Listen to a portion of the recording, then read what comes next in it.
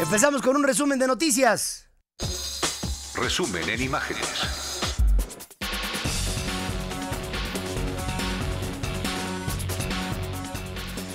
Se relaja el cerco de seguridad en torno al Palacio Legislativo en San Lázaro ante la clara inconformidad de vecinos y usuarios del transporte público afectados por cierres al paso de personas y vehículos. Una brutal insensibilidad para hacerle este cerco a San Lázaro.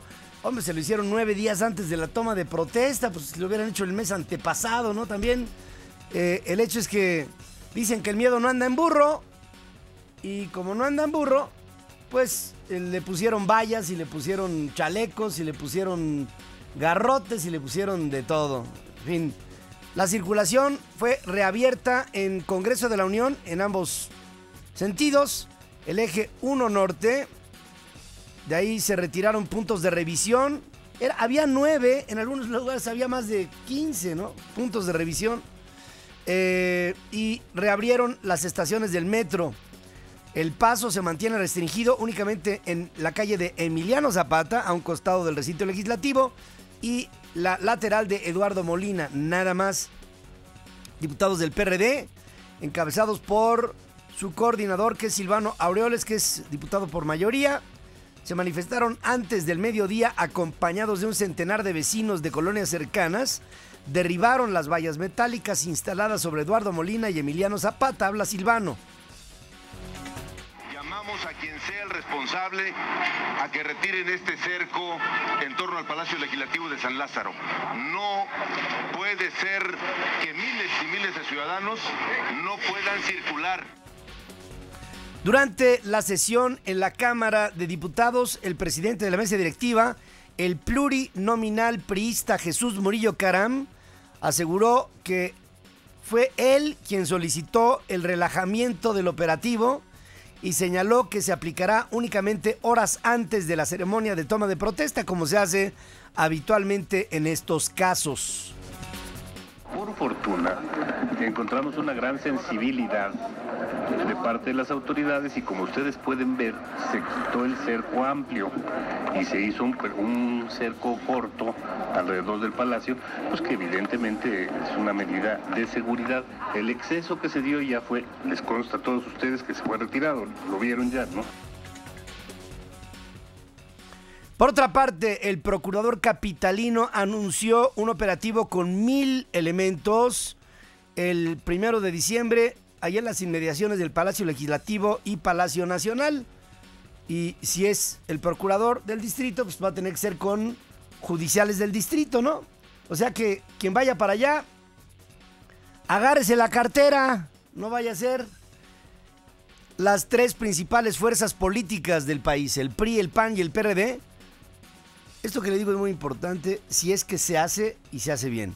Las 3 principales fuerzas políticas de este país, el PRI, el PAN y el PRD, suscribirán un acuerdo político nacional para impulsar los cambios que requiere México, con la intención de derivarlo en la presentación y aprobación de iniciativas de la reforma energética, una reforma hacendaria integral, una reforma política y electoral. Ahí, en esa, podemos acabar con los plurinominales, en esa reforma política electoral.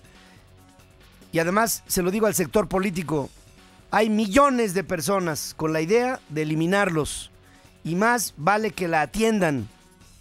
Y el tema de la seguridad social universal, que entiendo que es por ley, pero que tendría que estar acompañada de la reforma fiscal para que hubiera el recurso, ya que en este momento no hay la manera de apuntalar con todo ello a un proceso de una seguridad social mayor de la que hoy tenemos, que desafortunadamente está colgada de alfileres.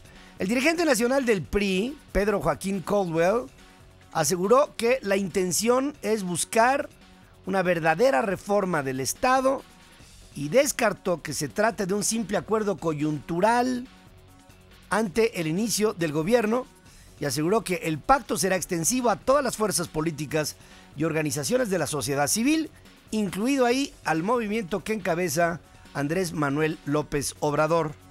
En el caso concreto de Andrés Manuel López Obrador, pues él sería bienvenido. Lo que no podemos hacer es obligar a quien no quiere participar en este tipo de acuerdos. La mesa está abierta, pero lo que no podemos hacer es obligar a nadie a que venga aquí a sentarse a dialogar.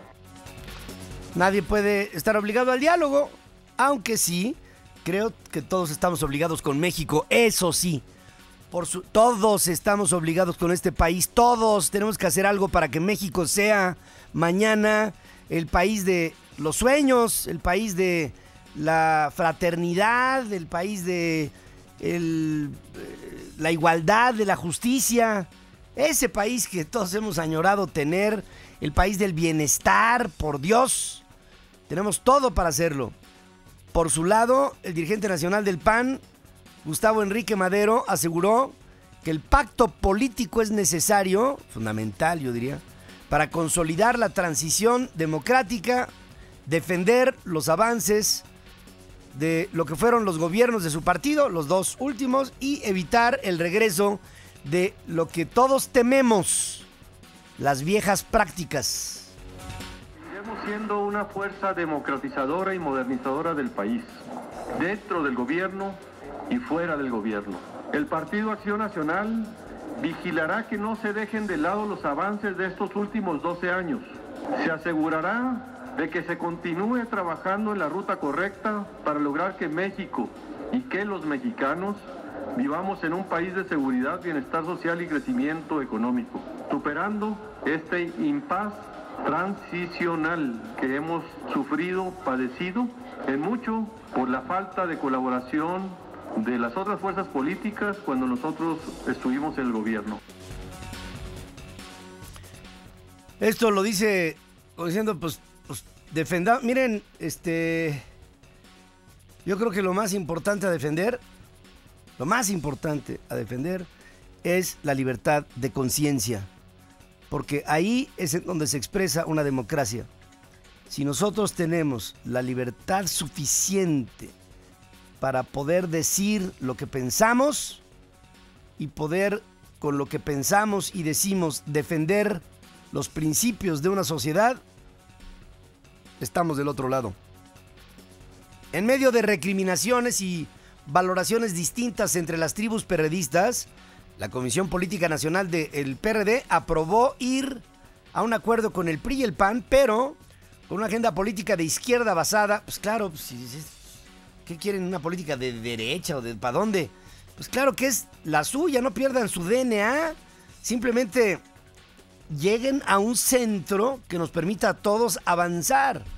Dice, basada en la transformación del modelo económico, no sé qué quiera decir, la reforma del Estado y la oposición a reformas que impliquen un incremento del IVA y la privatización de Pemex, anuncia el secretario general del PRD, Alejandro Sánchez Camacho. El diálogo o el acercamiento de forma institucional lo construyó el presidente de nuestro partido, Jesús Zambrano. ¿Con qué agenda? Esa es parte de la discusión. ¿Con qué calendario? No se encuentra establecido. Fue solamente el inicio, fue el acercamiento. Lo que inició nuestro compañero Jesús Zambrano será nuestro Congreso Nacional quien defina el tema de la línea política, el resolutivo final sobre todo este tipo de acercamiento. Pues, ¿cuál Congreso Nacional? Por Dios, pues ya está más definido que nada, hombre. Lo que tienen ustedes que hacer es ser congruentes con el país, como tendría que hacer lo mismo el PRI, y lo mismo lo tendría que hacer el PAN, y lo mismo lo tendría que hacer el del Baster Gordillo, y lo mismo el del Niño Verde y sus intereses, y todos. El órgano de decisión perredista acordó restringir el margen de maniobra de negociación de su dirigente Jesús Zambrano al determinar que será el Congreso Nacional, como le digo, del partido el que avale o rechace los acuerdos con otras fuerzas políticas. De nueva cuenta, los perredistas postergaron para el jueves la postura que asumirán sus legisladores durante la toma de protesta del próximo sábado. O sea, no saben si van a reaccionar como políticos o como primates, no lo sabemos todavía. El presidente de los Estados Unidos, Barack Obama expresó su confianza en establecer una relación personal y profesional estrecha con Enrique Peña Nieto durante el encuentro que tuvieron en la Casa Blanca. Obama refrendó su compromiso de impulsar temas de interés para México como el migratorio. Dice, yo estoy esperando que tengamos realmente conversaciones fructíferas. Sé que el señor Enrique Peña Nieto, el presidente electo de México, tiene una agenda en donde buscará reformas. Quiero hacer con él una relación tanto personal como profesional profunda y entiendo que habrá asuntos sensibles que podremos tratar. Peña Nieto expuso la prioridad que tendrá para su gobierno reducir la violencia con una nueva estrategia en la que será crucial la cooperación entre ambos países, en el marco del respeto y otros temas como la creación de empleos y el libre flujo de personas. El gobierno ve con enorme simpatía la propuesta que usted ha postulado para lograr una reforma migratoria. Quiero decirle que más que venir a demandar esta reforma, queremos ser o contribuir desde nuestro espacio a que se logre, saber cómo podemos apoyar, respaldar tan importante iniciativa que permitirá regularizar la condición que viven millones de ciudadanos en los Estados Unidos. El presidente electo cumplió su agenda prevista en el Capitolio y con la secretaria de Seguridad Interna, Janet Napolitano. Hoy se reunirá en Ottawa para la reunión con el primer ministro canadiense, el señor Stephen Harper.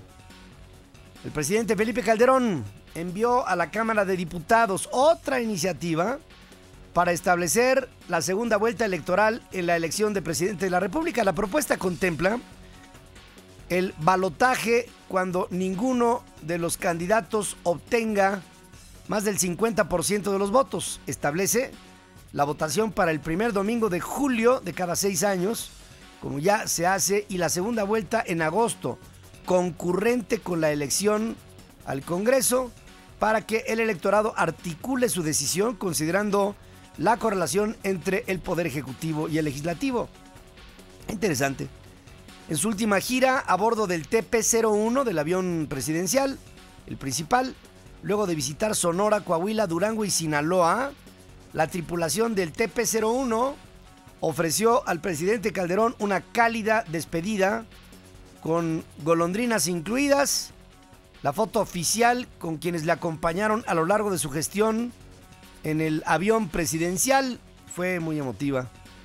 Y además, miren, en este tipo de viajes pues se hacen unas ligas preciosas con el comandante a bordo, con el capitán, que es su copiloto, con la tripulación suplente, con las azafatas, que son chavas extraordinarias, dependientes del Estado Mayor Presidencial, con toda la gente del servicio del avión. Es realmente todo un evento.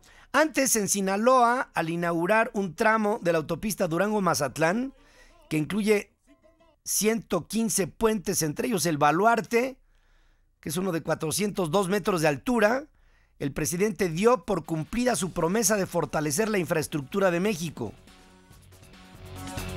A mí lo que me gusta de la carretera Mazatlán-Durango, aparte del trazo que quedó y la maravilla de sus túneles y puentes, es que la carretera Mazatlán-Durango representa el triunfo del ser humano sobre la adversidad. Representa verdaderamente el que cuando el hombre pone su talento, su decisión, su voluntad política y de otras índoles para superar un obstáculo, lo logra. Por la noche, el presidente entregó el Premio de Ciencias y Artes 2012 a 13 personalidades de diversas disciplinas. Esto en el Salón Adolfo López Mateos, ahí en la Residencia Oficial de Los Pinos. La Confederación de Trabajadores de México aclara que aún no se fija el aumento a los salarios mínimos para el 2013 y criticó la confusión que generó la publicación en el Diario Oficial de la Federación, que se refiere al ajuste en la homologación de las zonas geográficas. Desaparecieron, ya sabe usted, a la zona 3, homologando a la 3 con la 2 y haciendo con esto un aumento que no fue en ningún momento ni visto, ni pactado, ni dialogado, ni nada con el sector privado. Fernando Salgado, ni tampoco obviamente con el sector obrero. Fernando Salgado, secretario de Acción Política de la CTM, indicó que será hasta hoy cuando se instale en sesión permanente el Consejo Técnico de la Comisión Nacional de Salarios Mínimos para negociar el incremento, y adelantó que la parte laboral exigirá por lo menos 5% de aumento para paliar el deterioro del poder adquisitivo de la clase trabajadora. La reina de la belleza sinaloense, María Susana Flores, abatida el sábado en un enfrentamiento con el ejército, sí disparó un arma en la refriega. Confirmaron pruebas de radisonato, según dice la delegación de la PGR allá. El procurador del estado había adelantado que la mujer acompañaba al grupo de sicarios y que junto a su cuerpo había un fusil de asalto. Es difícil, ¿no? Ver una cosa así. En Durango, la Fiscalía General del Estado detuvo a 4 policías del municipio de Indé y a 2 estatales como presuntos responsables del ataque en el que resultó ileso el alcalde de esa localidad, Ernesto Núñez, pero muertos 8 elementos más, entre ellos una mujer embarazada y un menor de 4 años. En Zumpango, en el Estado de México, la Procuraduría detuvo a 4 policías municipales acusados de asociación delictuosa, extorsión y vínculos con un grupo delictivo en Zumpango, Estado de México. Un juez federal negó un amparo al exdirector de operaciones de la Comisión Federal de Electricidad, este hombre de yates regalados y Ferraris, Néstor Félix Moreno Díaz. Además, con la cara toda cirugiada, que parecía un remedo de otros que conocemos, en contra de la formal prisión por el delito de cohecho y enriquecimiento ilícito que obtuvo a través de sobornos cuando ocupaba esta dirección de operaciones de la Comisión Federal de Electricidad. Moreno Díaz está internado en el reclusorio oriente de esta ciudad y aún puede impugnar la resolución ante un tribunal colegiado de circuito. Por otra parte, el juez 13º de distrito en materia de amparo negó el recurso de amparo a Napoleón Gómez Urrutia en contra de la ficha roja emitida por México para la Interpol, para que venga con ello o devenga de ahí su localización y captura. El magistrado ratificó la orden de aprehensión al Ministerio Público Federal. Por unanimidad, la Asamblea General de la ONU aprobó la resolución presentada por México sobre la cooperación internacional contra el problema mundial de las drogas, que incorpora la propuesta del presidente Calderón para llevar a cabo una sesión especial en la que se revisen las políticas y estrategias actuales para que se enfrente este flagelo por la sociedad moderna. 95 países miembros de las Naciones Unidas copatrocinaron el proyecto, entre los que destacan varios de América Latina y el Caribe, la Unión Europea, así como Japón, China, Australia y el propio Estados Unidos. La sesión especial se celebrará a principios del 2016, luego de un proceso preparatorio que iniciará el próximo año. La última sesión especial de la Asamblea General de la ONU para abordar el tema de las drogas se celebró hace 14 años, en 1998, también por iniciativa de México. Los senadores republicanos Kay Bailey y Hutchinson y John Kill presentan un proyecto para legalizar a cientos de jóvenes indocumentados que llegaron niños a los Estados Unidos. La iniciativa de ley se denomina Archive Act, o sea, el acto del archivo, y es una versión revisada del Dream Act, del acto del sueño, que pese a contar con apoyo bipartidista ha permanecido estancada en el Congreso. Kill y Hutchinson trabajaron en el proyecto durante un año y aseguran que no es una respuesta política a las elecciones, pero agregaron que es el momento oportuno para iniciar un debate. Tenemos que hacer que ruede la pelota, dicen los senadores republicanos. Mientras, la revista Time considera a los indocumentados en los Estados Unidos como uno de los 40 personajes más influyentes del año, por lo que podrían ser seleccionados como personaje del 2012.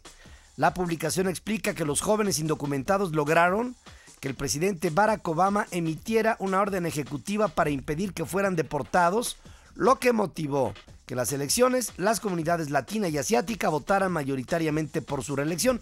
En otras palabras, lo que están diciendo es, si Barack Obama estará 4 años más en la presidencia en la Oficina Oval, será por los latinos. Además, Time señala que los indocumentados continúan con su influencia, pues después de las elecciones, los republicanos por primera vez consideran una verdadera reforma migratoria. Vamos a ver, ¿tendrá esto que avanzar? La Autoridad Nacional Palestina iniciará el proceso legal en contra de Israel ante la Corte Penal Internacional si los análisis forenses prueban que el histórico líder palestino Yasser Arafat fue asesinado, según advierte la comisión que investiga el deceso. El equipo médico que participó en la exhumación informó que se tomaron alrededor de 20 muestras, cuyo análisis podría llevarse al menos 3 meses, por lo que los resultados estarían disponibles hasta marzo o abril del año entrante. Las medidas de austeridad del gobierno del primer ministro Mario Monti en Italia han debilitado la demanda interna al grado que el consumo privado registra en Italia su mayor desplome desde terminada la Segunda Guerra Mundial, según señala la Organización para la Cooperación y el Desarrollo Económico. Y mire que acabada la Segunda Guerra, muerto Mussolini, derrotado los países del eje, devastada Italia. Imagínense cómo andaba el consumo interno. Bueno, desde entonces no había un momento como el de ahora en Italia. El organismo adelanta que Roma podría incluso verse obligada a recurrir en el 2014 a un nuevo ajuste, o sea, apretón, para sanear sus cuentas públicas, al considerar que en el próximo bienio tanto la deuda como el déficit público se van a mantener arriba y crecientes. Hasta este momento se ha logrado evitar el peor escenario económico, un círculo vicioso entre austeridad y recesión, dice el gobierno italiano ante los señalamientos de la OCDE. Confirmó que el país alcanzará el equilibrio presupuestal en términos estructurales en 2013 y 2014, tal como se comprometió ante la Unión Europea. De todas maneras, Italia, basada en una industria en pymes, hay una fuerte presencia de pymes en Italia y de empresas medianas que le han dado relieve y lustre a Italia en el movimiento industrial ante el mundo, y además con un sello de, si algún país tiene un prestigio de calidad de nombre, Italia, Made in Italy, ya es sinónimo de, pues, ¿no?, de sacarle punta, ¿no? Está el presidente de Venezuela, Hugo Chávez, viajó otra vez a Cuba para someterse a un tratamiento especial de oxigenación hiperbárica y quimioterapia 6 meses después de la última sesión de radioterapia que se le aplicó por el cáncer que padece desde junio del 2011. Chávez envió a la Asamblea Nacional una petición solicitando permiso para ausentarse del país, requisito previsto en la Constitución cuando el presidente va a permanecer en el exterior más de 5 días, según informa el presidente del Parlamento, Diosdado Cabello. Al inicio de la campaña electoral que le dio la reelección por 6 años más, el 7 de octubre pasado, Chávez aseguró que estaba totalmente curado, cosa que aquí a las claras se ve que no es así. En las próximas horas, los residentes del noreste de los Estados Unidos se enfrentarán a una tormenta de nieve. El Servicio Meteorológico Nacional alerta que la nieve se acumulará en partes altas del área triestatal de Nueva York, New Jersey y Pensilvania, a la vez que se registrarán temperaturas por debajo del punto de congelación. Las autoridades instan a residentes de la zona a tener precaución al conducir y, de ser posible, pues evitarlo. Decenas de trabajadores domésticas en Nueva York protestaron a la hora de mayor congestionamiento en el Grand Central Station, allá en Manhattan, con el fin de llamar la atención y denunciar los bajos salarios que reciben, así como la falta de beneficios. La manifestación se realizó en el marco de la publicación del reporte El Mundo Invisible y No Reglamentado del Trabajo Doméstico, que denuncia los bajos salarios que reciben y las condiciones de peligro que enfrentan todos los días en esta cotidianidad, en un trabajo que es duro, que es difícil y mal pagado.